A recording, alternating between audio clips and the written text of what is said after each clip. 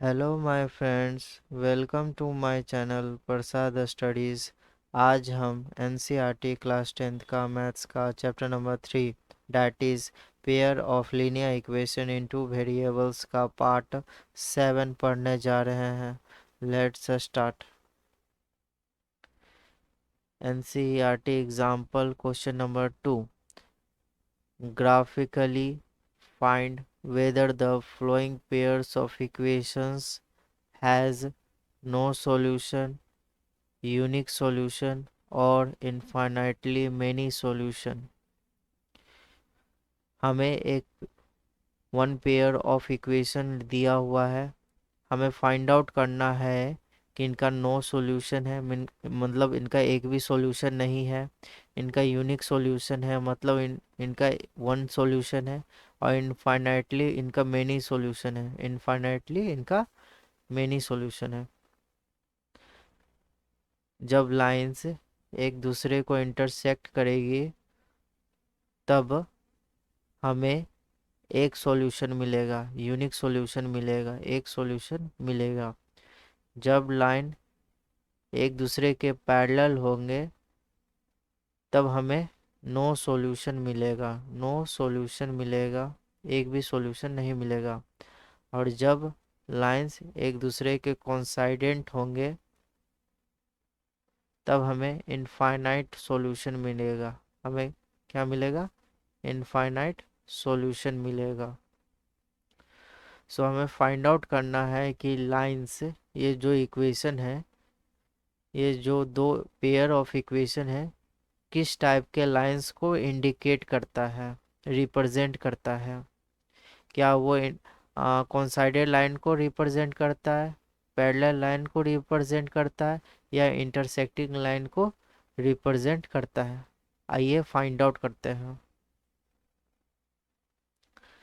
सबसे पहले इक्वेशन लिख लेते हैं। 5x minus 8y plus 1 is equal to 0।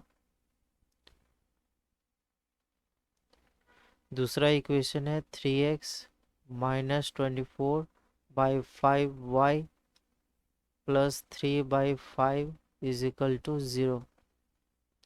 इसे अगर 5 से मल्टीप्लाई कर देंगे तो हमें मिलेगा 15x minus 24y plus 3 is equal to 0, ये इक्वेशन 2। और इसे अगर हम 3 से मल्टीप्लाई करेंगे तो हमें मिलेगा 15x minus 24y plus 3 is equal to 0। मतलब इक्वेशन 1 और इक्वेशन 2 क्या है? सेम है, इक्वल है। दोनों इक्वेशन क्या है? इक्वल है। यानी कि ये दोनों इक्वेशन क्या है? कोइंसाइडेड लाइंस के इक्वेशन है। मतलब a1/a2 is equal to b1/b2 is equal to c1/c2 है। ये दोनों लाइंस कोइंसाइडेंट लाइंस है, ये दोनों लाइन कोइंसाइडेंट लाइंस है। सो इनका इनफाइनाइट सॉल्यूशन होगा। इनका क्या होगा? इनफाइनाइट सॉल्यूशन होगा।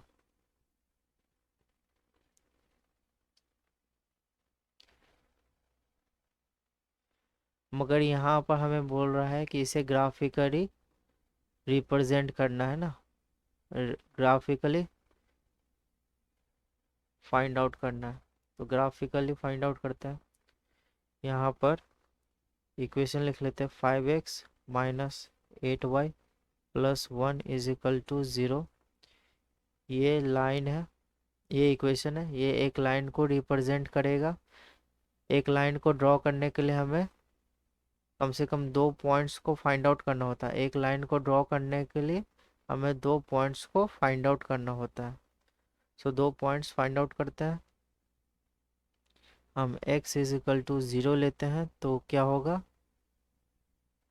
-8y plus 1 is equal to 0। So 1 is equal to 8y। So y is equal to हो जाएगा 1/8। सो हमें point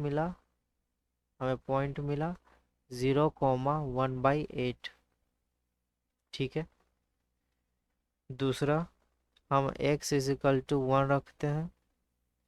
so x is equal to 1 रखें तो हमें मिलेगा 5 into 1 minus 8y plus 1 is equal to 0।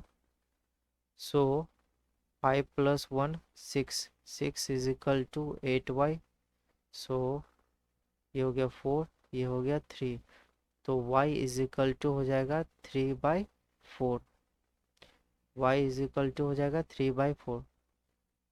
y is equal to 3/4। So हमें दूसरा points मिला। हमें दूसरा पॉइंट्स मिला 1,3/4। सो हमने देखा था कि दोनों पेयर ऑफ इक्वेशन क्या थे, कॉन्साइडेड लाइंस थे। सो हमें दूसरा लाइन को ड्रॉ करने की आवश्यकता नहीं है, उनके पॉइंट्स को फाइंड आउट करने की आवश्यकता नहीं है। सो एक ही लाइन को ड्रॉ कर देंगे तो हम एक ही लाइन को ड्रॉ करके ग्राफिकली दिखा सकते हैं।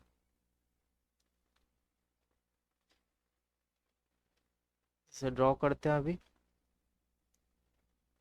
ये है एक्स एक्सिस, नहीं सॉरी, ये है वाई एक्सिस, ये है नेगेटिव वाई, ये है एक्स एक्सिस, ये है नेगेटिव एक्स, ये है 1, ये है 2, ये है 3, ये है 4, -1, -2, ये है 1, ये है 2, ये है 3, ये है -1, ये है -2, ये है -3। सो पॉइंट्स क्या क्या दिए हुए थे? पॉइंट्स थे पहला 0,1/8 और दूसरा पॉइंट्स थे 1,3/4। सो